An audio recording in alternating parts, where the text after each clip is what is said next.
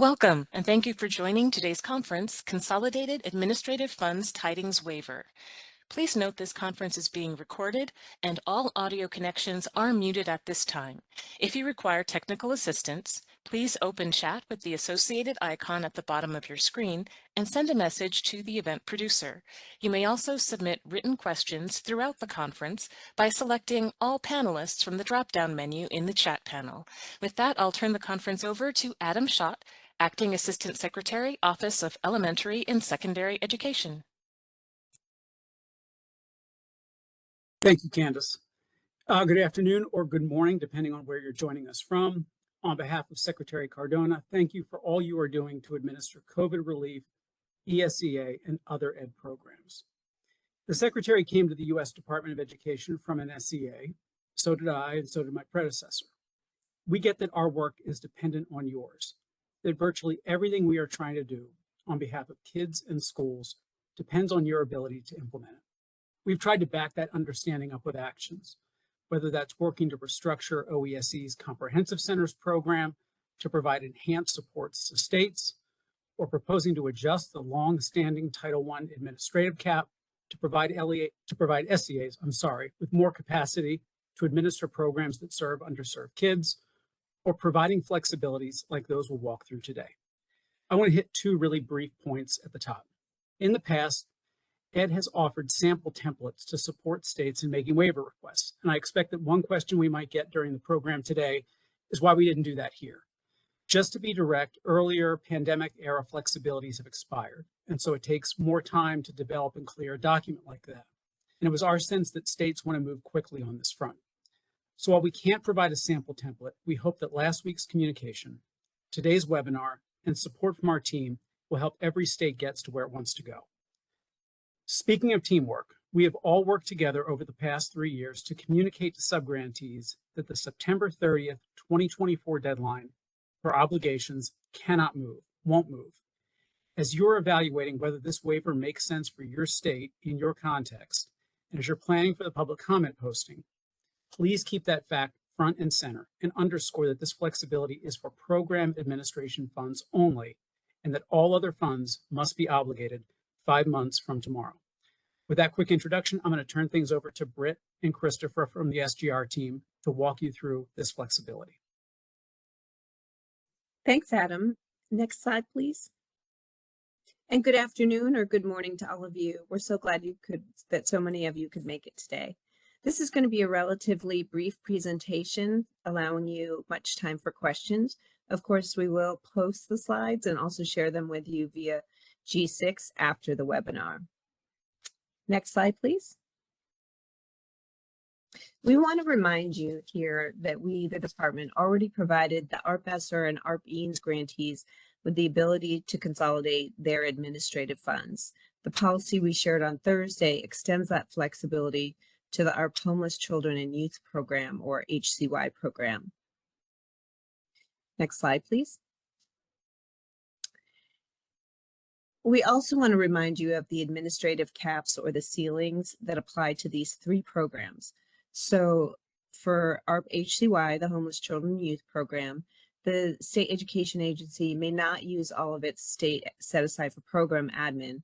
They can use, the SEAs can use an amount that's necessary and reasonable to administer the program. For ARP ESSER, the allowance is not more than or up to and not more than 0.5% of the grant award for administrative purposes. For ARP EANS, Emergency Assistance to Non-Public Schools, SEA may use not use more than the greater of 0.5% or $200,000 of its grant for administrative purposes. We also wanted to note again that you don't need to ask us permission to consolidate.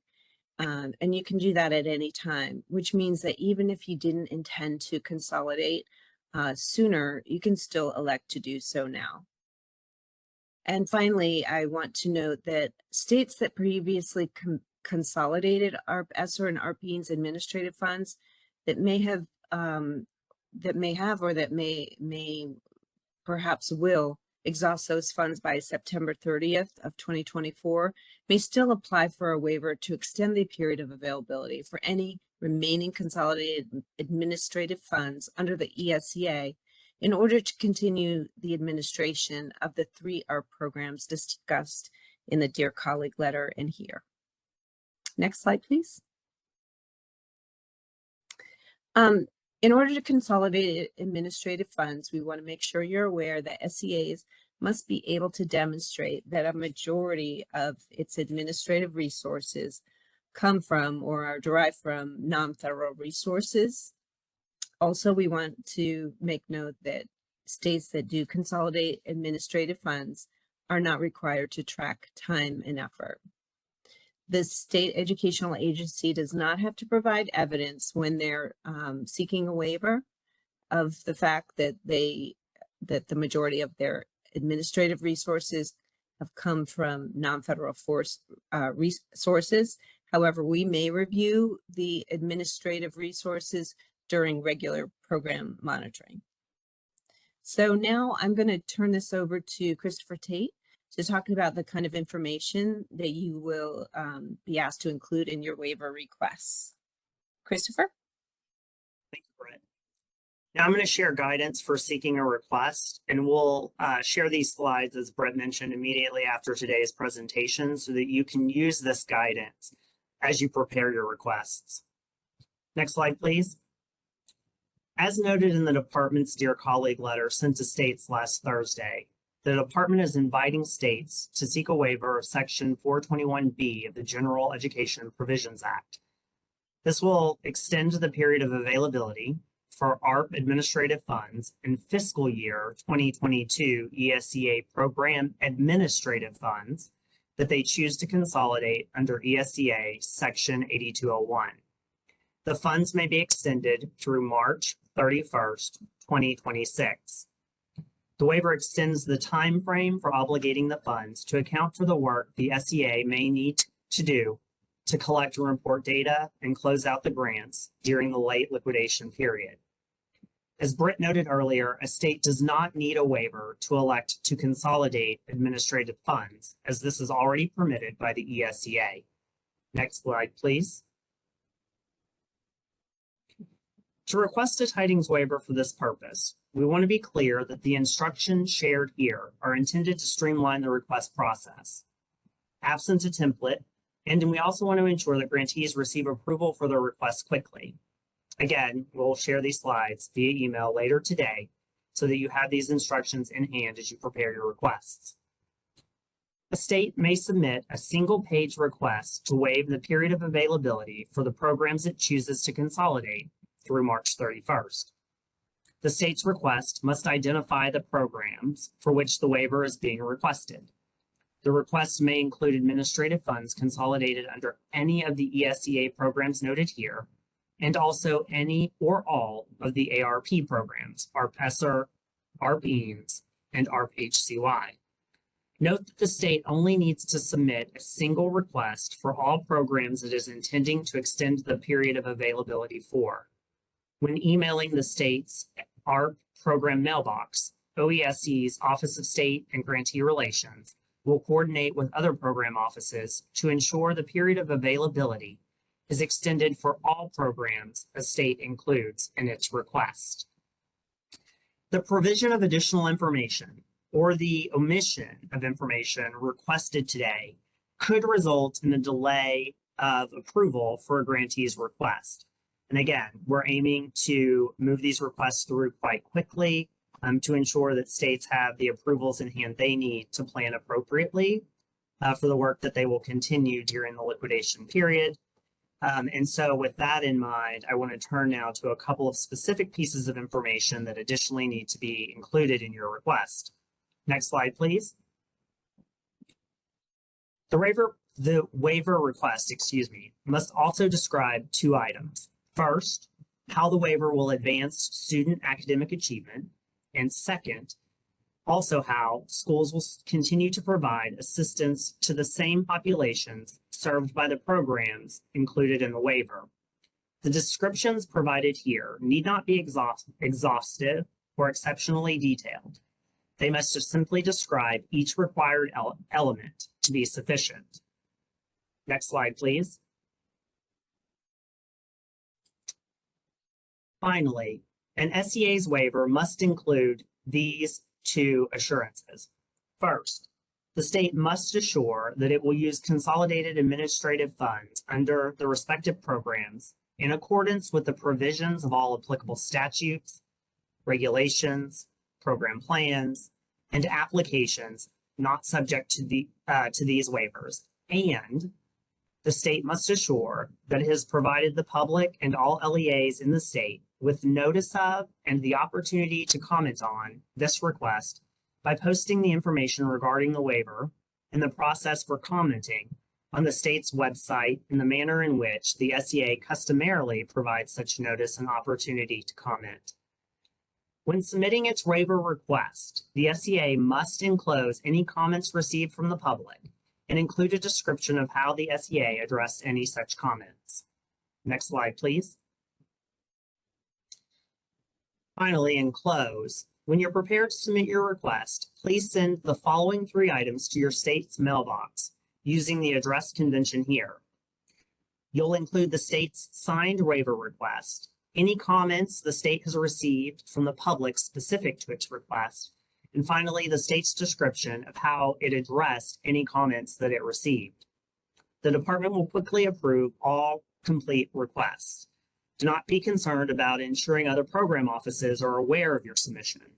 When you email the state's ARP mailbox, OESC's Office of State and Grantee Relations will again coordinate with these other program offices to ensure the period of availability is extended for all programs the state has included in its request and that other program offices are made aware of your state's intent. Next slide, please. And at this time, I'd just like to go ahead and open the line to questions. Just as a reminder, you can submit questions in chat to all panelists, or if you would prefer, you can click the hand icon at the bottom of the screen to go into the question queue and ask your question verbally.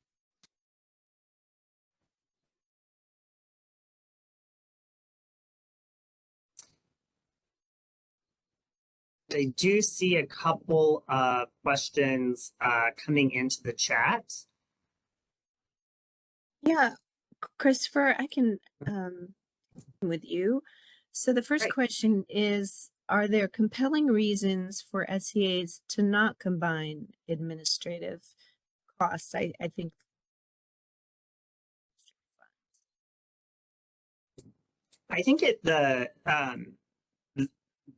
it would be very case specific about what your state's intended plan is to continue to implement ARP ESSER, ARP EANS, and ARP-HCY after the September 30th deadline, when the administrative funds for those programs are no longer available. But we know that, states will continue to manage the implementation of any associated closeout activities. And so it would be very much case specific with regard to the other resources that your state may have on hand to continue that work for any of the personal services that will be required at the SEA level after September 30th. Thank you. Another question. Does the request need to indicate the projected amount of funding being extended and or the time frame over which the funds will be expended? It does not. The request does not require that. One thing that I will say, though, is that if your state does opt to seek a liquidation extension, at that point, we might follow up to understand the additional funding that will be liquidated over the associated time frame as a way of understanding, consistent with our implementation of those requests, when you may be submitting to us a request to draw down funds that includes these additional administrative ARP EANS, ESSER, or HCY funds. And that's because our oversight process for those states that have not sought an extension, just so that you're aware, when your extension is approved, the grant during the extended period goes on route payment. And so that what we do is that when you submit that request into G6 to liquidate those funds, you additionally flag for your program officer the amounts associated at both the ESEA and the subrecipient level that are being drawn down at any given time. And so we would just use that as a mechanism for continued oversight for any administrative funds that are drawn down during that period. Thank you. Can you clarify if or how this allowance and expansion to consolidate administrative funds applies to subrecipients of the ESEA for those entities that the ESEA passes through funds to, especially for these three programs under discussion: ARP EANS, ARP ESSER, and ARP-HCY? So I am going to kick that question over to, I believe we have one of our program attorneys.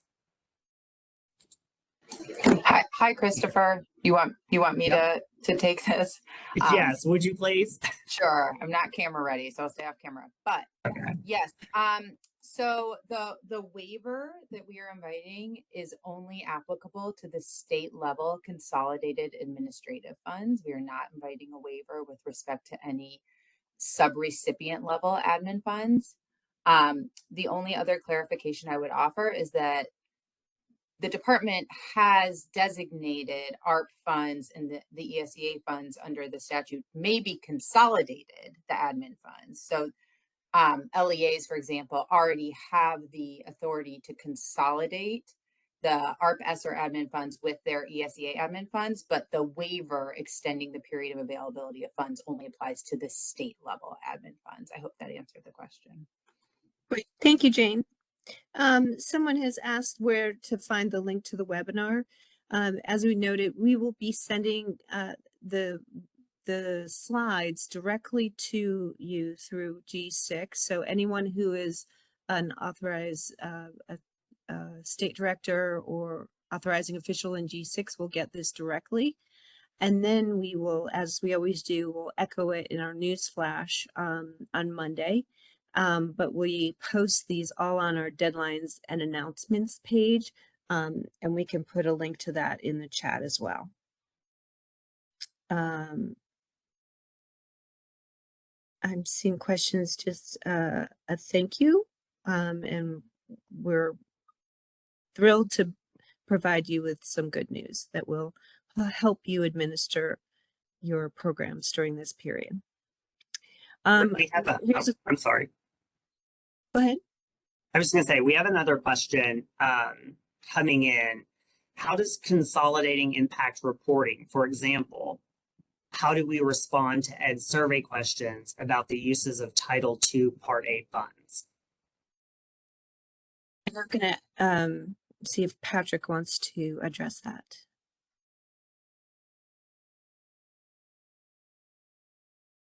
Sorry. Hi, everyone. This is Patrick Rooney. I think if there are already questions about whether you are transferring funds from Title II to another program, I don't believe that the survey currently asks questions about whether you consolidate admin funds. But I don't think this would impact that at all, because this is just the small amount of the Title II funds that you're using for administration. I don't know that we would ask you to detail, because you won't be able to if you consolidate funds, your admin funds. You won't be able to detail which programs you're spending on administration. I think you would answer to that survey question. The percentage of funds that you're spending on administrative activities would be the same. They will lose their individual meaning as you are paying for your administrative costs at the ESEA level. But you won't necessarily say, this much goes to the person who runs Title II. You'd be spending it just generally on state administrative activities. Hopefully that answers your question. Thanks, Patrick. And I'm going to go to a question that is on the same topic while we're here, and then I'll go back to another question. But so to clarify, if the ESEA chooses to consolidate administrative funds, then they will not be required to track time and effort. Would this include salaries for personnel working on multiple cost objectives, i.e. ESSER administration and Title 1A administration.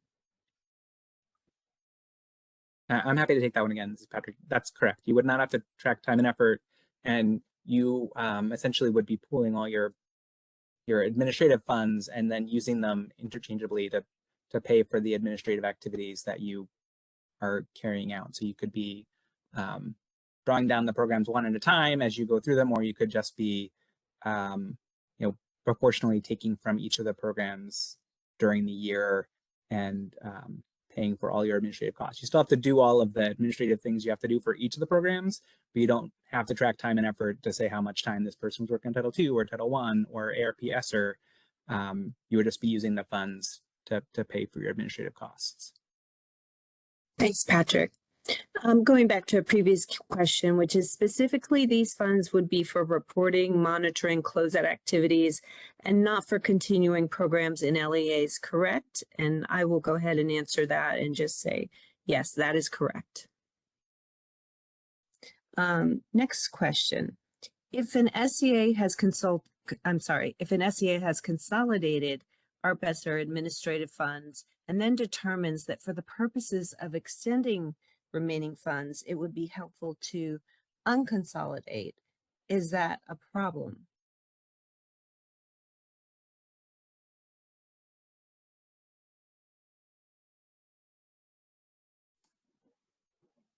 Britt, do you want me to hop in? Yeah, jump in, Jane. Yeah, I'm not sure I totally understand the question, but just to be really clear, this waiver to extend the period of availability of funds only applies to the consolidated administrative funds.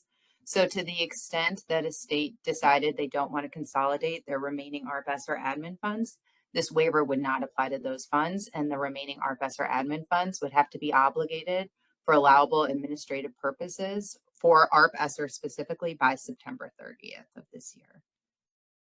Thanks, Jane. There's another question about whether or not LEAs are able to consolidate their ARP ESSER administrative funds with ESEA administrative funds. And as Jane already chimed in earlier, no, this waiver is specifically for the SEA. And Britt, can I offer one clarification just really quickly? The LEAs can consolidate their admin funds with ESEA funds. We permitted that. If you look back at the ESSER and GEAR FAQs, there's an FAQ that makes that clear that an LEA may consolidate. It's just the waiver extending the period of availability of funds does not apply at the LEA level. Thanks, Jane.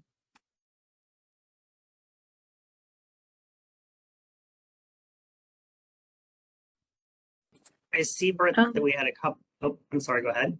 Yeah, it says, I see a question that says, with the comments from the public, is the department intending for SEAs to have a specific public comment on the proposed waiver? So the SEA should solicit go ahead. I guess, yeah, go ahead, Christopher. I guess I wasn't quite sure if the questioner was asking about the public comment period that the state would initiate, but let's assume it is. And I think you were going to answer that. Yes, and that was the assumption that I was making as well, is that the state would make public its waiver and solicit comment in the way that it would traditionally. There isn't any sort of additional exceptional step that the state would need to take to solicit feedback for the purposes of gathering comment on this waiver, which also gets at the second question is about, is there a requirement to hold a public hearing to gather public comment? Again, you would follow the standard process that you would implement at the state level to solicit comment on these requests. Another follow-up question. Can consolidated funds just be ARP ESSER and other ARP administrative funds, or must the consolidated funds include other title program administration? I'm happy to hop in here as well. It is completely fine for it just to be one or two programs, and it's fine if those are just the ARP programs. Just keep in mind the requirement under 8201, all of the requirements under 8201 apply to those consolidated administrative funds, even if they are just the ARP funds. So for example, and significantly the requirement that the majority of the state's admin resources be derived from non-federal sources. So all of the 8201 consolidated admin requirements apply to whichever buckets of funds you determine you're going to be consolidating. It is not required that those include all or even any of the ESEA programs. Thank you, Jane. Sorry, this is Patrick. Just to jump into that question, if you only consolidated your ARP, ESSER, EANS, and HCY funds, keep in mind that the period of obligation ends September 30th, 2024. The Tydings Waiver that Christopher and Britt walked through is if you consolidate with ESEA funds, you can then get a Tydings Waiver for the ESEA funds, which would apply to then to whatever you consolidate with the ESEA funds. So I think that nuance is important.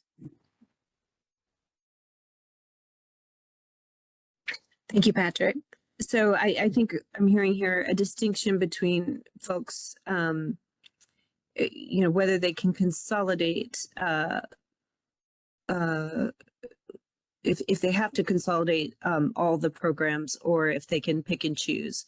But even if my understanding is that even if they don't consolidate with ESEA funds, if you decide to consolidate your ARP funds, you can still get the waiver.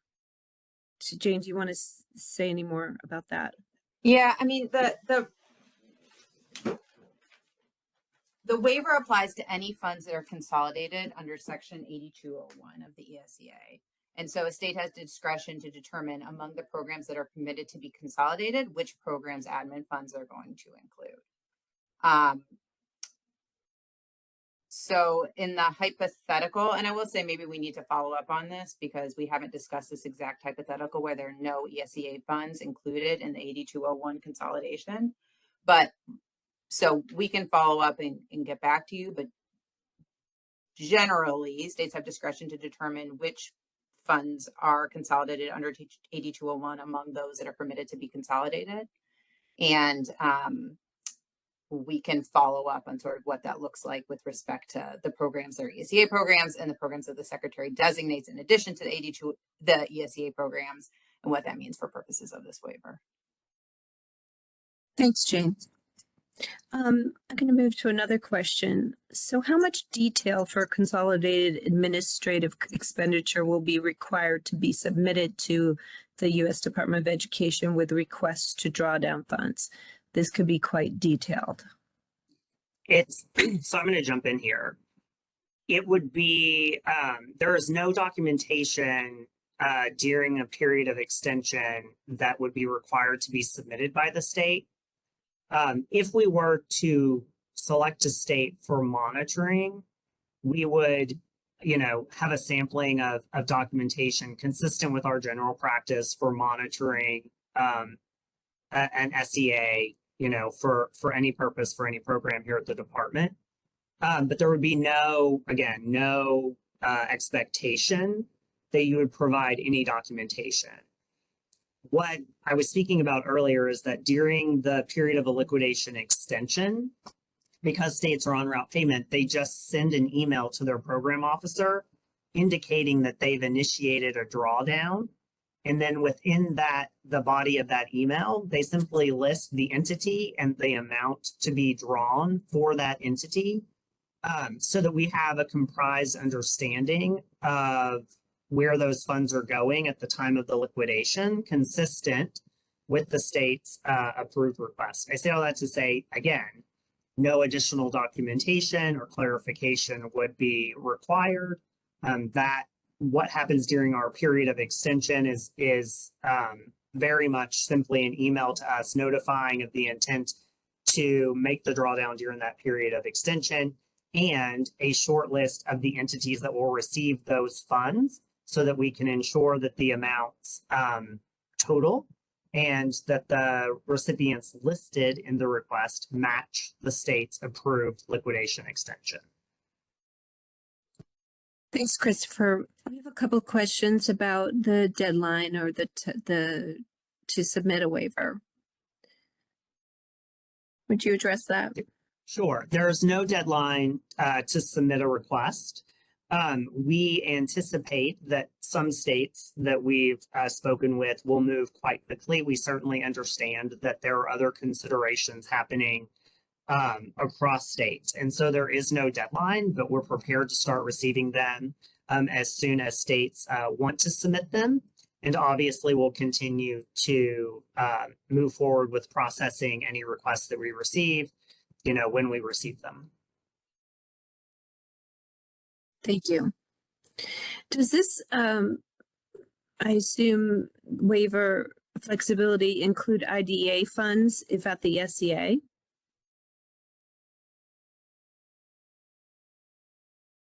The answer is no. This specific authority is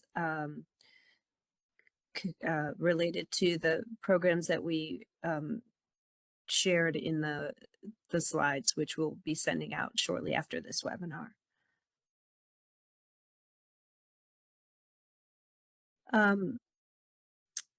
Question, is this referring solely to administrative funds and not ESEA activity funds? Yes, this waiver opportunity is only for administrative funds. Activity funds and other programmatic uses for ARP ESSER, ARP ESSER, ARP EANS, and ARP-HCY funds all must be obligated by September 30th, 2024. Thank you. We have a question. Can personnel other than those specifically administering, such as doing monitoring, closeout activities, etc., the grant be paid for through consolidated administrative funds?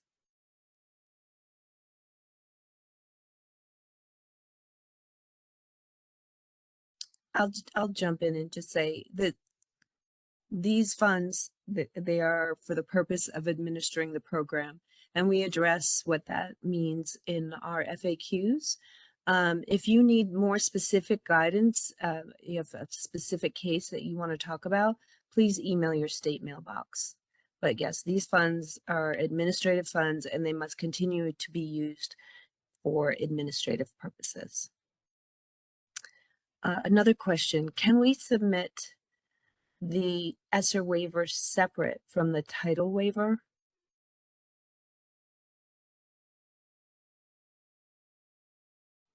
I'm not sure what. I think that's a confusing question, because the whole purpose here is that if you have consolidated funds, then they've been consolidated, and you're asking to receive more time to spend them when you submit the waiver request. If that doesn't address your question, please resubmit it.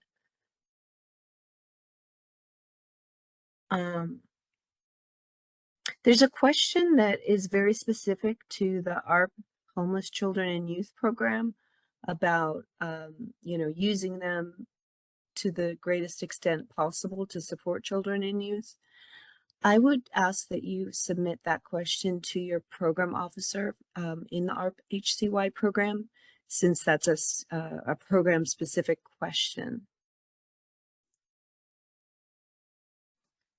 There's a question. Sorry, go ahead. No, finish. No, I was just going to say, I see that we have a question about the availability of admin funds post March 31st, 2026, given the current ARP timelines. At this time, we have not moved forward with inviting a waiver beyond March 31, 2026. We do recognize that there may be some considerations that we need to make beyond March 31st, 2026, but we are not prepared to speak to those at this time, and we'll be providing more information about that in the near future. Thank you.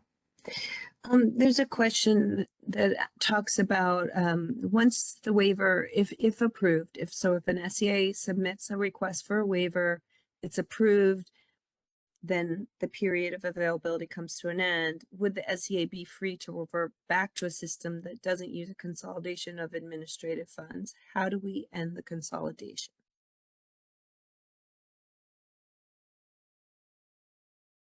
This is Patrick.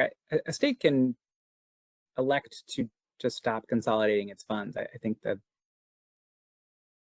one simple way that occurs to me to do it would be, if you were to consolidate your funds in FY22, when you have your FY23 grant, you can revert back to not consolidating the funds and then tracking time and effort and the way you might have done it before this came along and you decided to consolidate. Now, you would do something similar, I would think, going at that point in time. Thanks, Patrick. I see there were a few people who came in late, and hopefully you saw Chloe's note to everybody that we are emailing the slides to you, or I should say to grantees who are in G6, the state director and the authorizing official, immediately after this presentation. And then in addition, we'll be posting them on our website and sending them out in the news flash. So I believe Chloe put in the chat the link to our deadlines and announcements page on but if not, she'll put that in the chat. But that's where you can find it if you're not one of those authorized users in G6. Someone asked if we could spend a little more time with this statement about what are the requirements related to the percentage of state funds and eligibility for the waiver. We could go back to that slide. Would you mind going back to slide, I believe it's 3? Maybe it's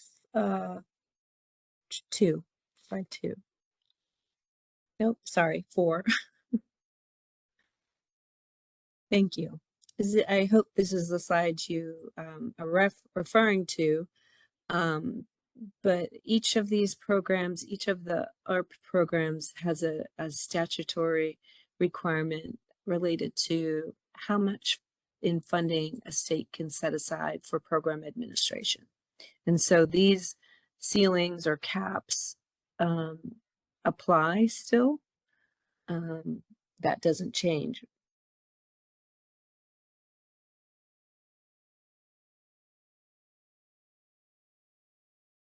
So in order to be to further that thought on the question, in order to be eligible for the waiver, you have to have, or moving forward, consolidate your administrative funds. If there's more that you want us to address on that, please ask a follow-up question. Another question. So ARP and ESEA FY22 administrative funds period of availability could be included in the core request. Do we need to report we are going to consolidate before requesting the waiver if we do not already? Question mark. You wouldn't need to provide that information to us prior to submitting your waiver. As we note in the presentation that we'll share with you, one of the slides lists all of the programs that you might opt to consolidate. What we would anticipate is that when you submit your waiver request to us, that the request will include those programs for which you are seeking the waiver to extend the period of availability for those administrative funds.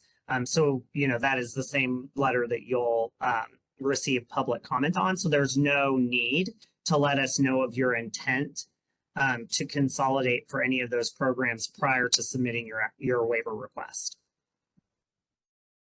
Thanks, Christopher. And to those of you who are asking where you'll be able to find the slides in the webinar, Chloe has posted that link in the chat, so hopefully you can see that.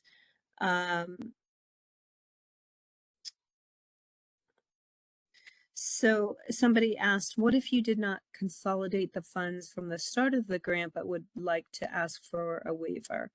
So per this flexibility, you are still able to consolidate funds even if you didn't do so at the beginning of your grants. And you do not have to ask us permission to consolidate. You can do it at any time. It's the waiver for the additional time to spend those funds that you need to send us a waiver request for.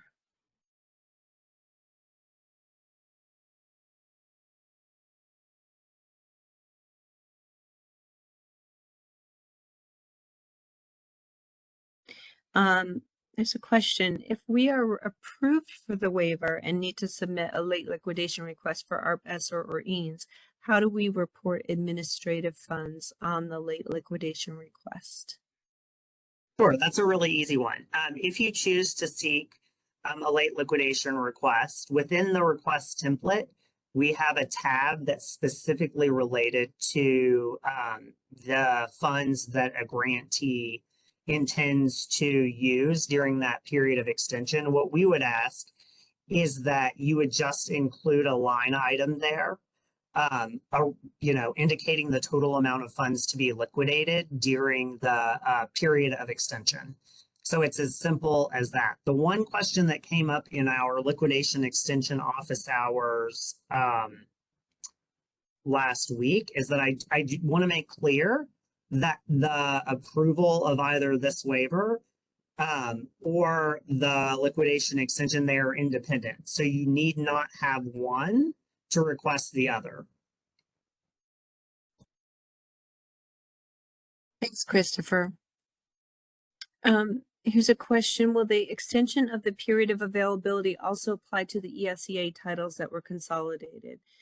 So I think that's the whole, that by nature, when you consolidate funds, they lose their identity. And so the extension of if you first consolidate funds and then you apply for a waiver and receive a waiver, then that waiver applies to all the funds that you have consolidated. Here's a question. Are consolidated state admin funds subject to supplanting rules?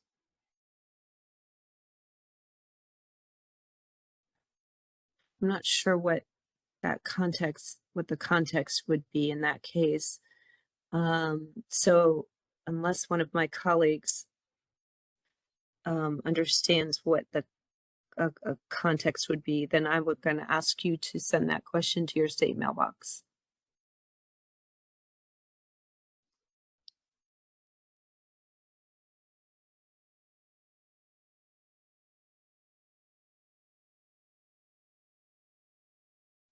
Brett, one quick item. I did send a note to the event host and just ask that she progress the slides to slide 7 to again reiterate and illustrate the programs that are eligible to be waived here if consolidated, so that they can seek the extension, since we've had several questions on that.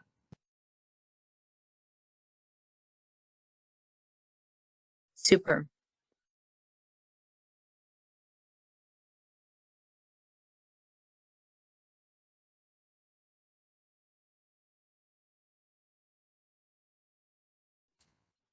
Do we have any folks who have their hands raised, Candace, that may wish to ask a question? There's no one in queue at this time. Thank you.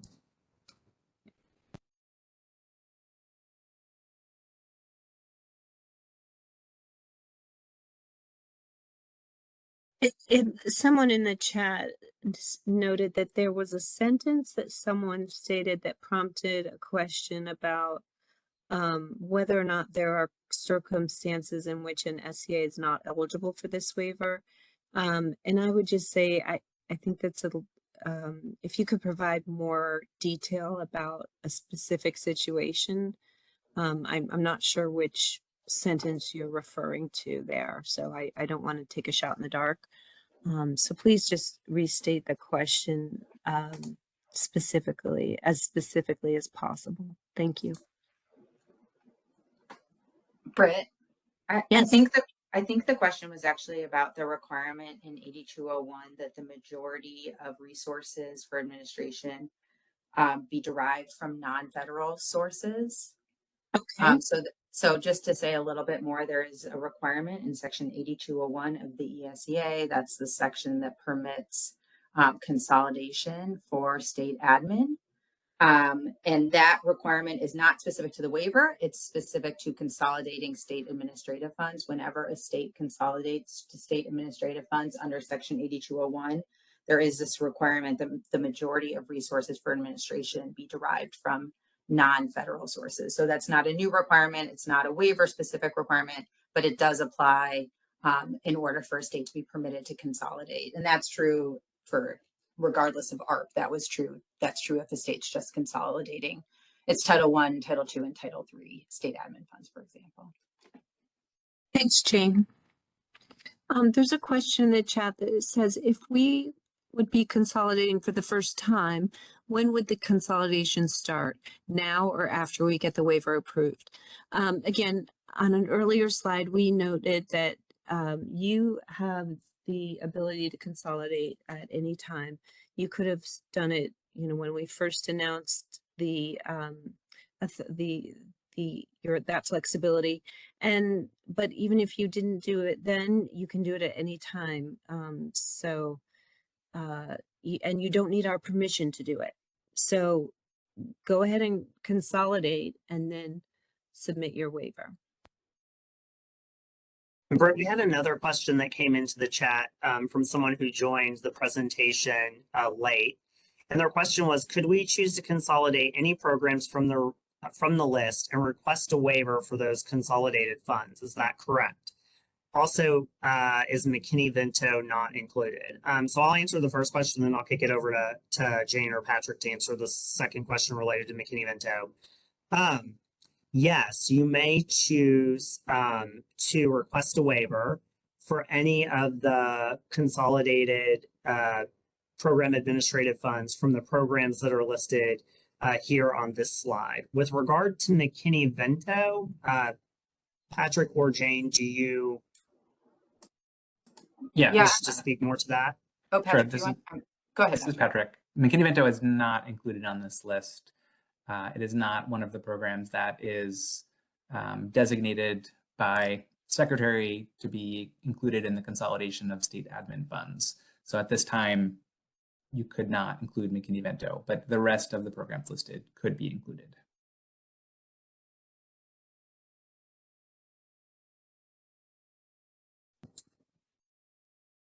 I think we, so all of any of the administrative funds on the slot on this list can be consolidated. So that includes both the ESEA programs listed and the ARP programs that are listed as well.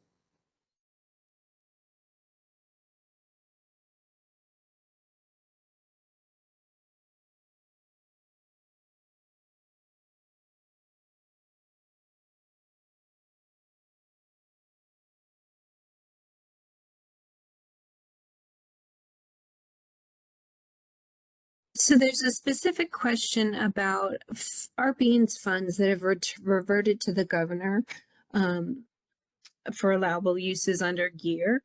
And I think I'm assuming the question is specific to, that there's a need to use administrative funds for those, the administration of those funds. I'm going to ask you to send that question to your state mailbox. But the second question says, can the governor's office request extension on administrative funds for closing out funds without consolidating? No, the answer is no. This flexibility applies to funds that you have consolidated.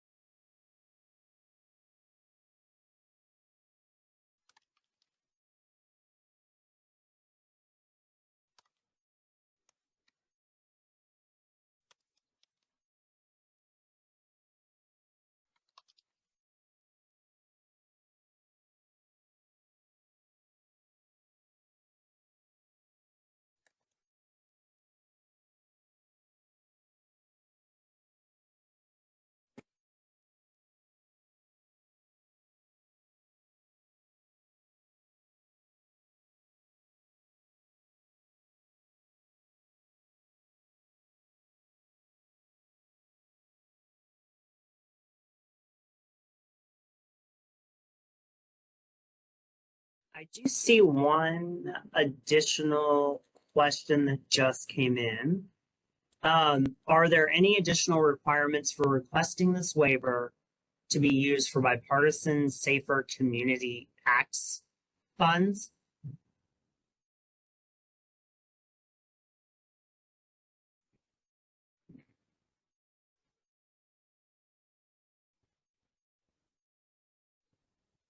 And I'm going to have to phone a friend on this one. We can follow up. I know those funds were allocated as part of, and Patrick, maybe you know, Title IV Part A, and so let us follow up because I don't know enough about the BSEA programs to know if they're considered. Unless anyone else knows, I don't know the answer, so we can follow up on that. The short answer for Title IV Part B, which was a small part of the Bipartisan Safer Communities Act funds, is that they were obligated and became Title IV Part B funds in addition to the rest of the grant funds. I think we'd need to check to make sure that definitely happened for the Title IV Part A piece, which was the much larger piece. But I believe it was. And so if you were to consolidate those programs with your other funds and the ARP funds, and then request a Tydings waiver, then you could use them for administration. But we can confirm that and then send out a clarification if we need to. Michael, can I just ask, I know that you're the person who submitted the chat, the question in the chat. If you could also email that question to your program officer, and that way we can make sure that we get a response back to you. That would be helpful.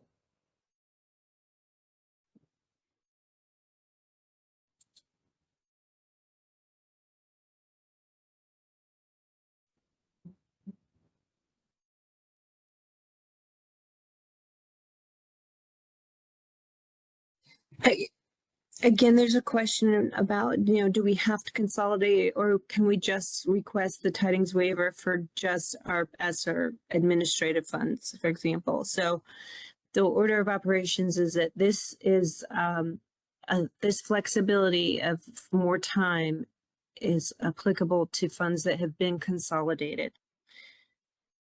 So no, you cannot request a waiver, a time waiver for just ARP ESSER administrative funds, for example, or just ARP EANS administrative funds or ARP-HCY administrative funds.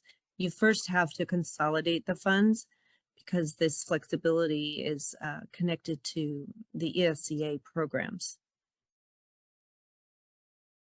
I also manage SCG. I'm sorry, what are SCG funds?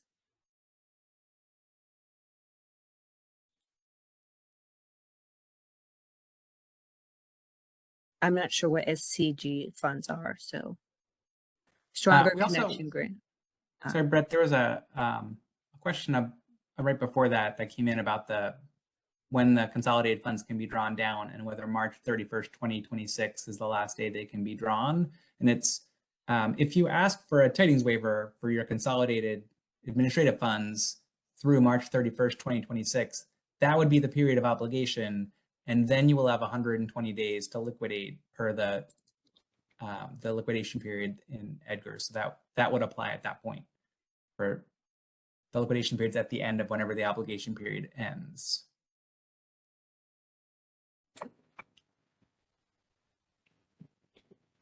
There's still a number of questions about which programs are eligible for this flexibility.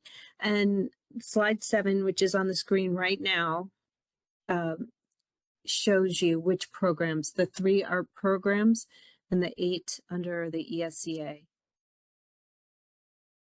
So other programs not included on this slide are not eligible for this flexibility that we're discussing today.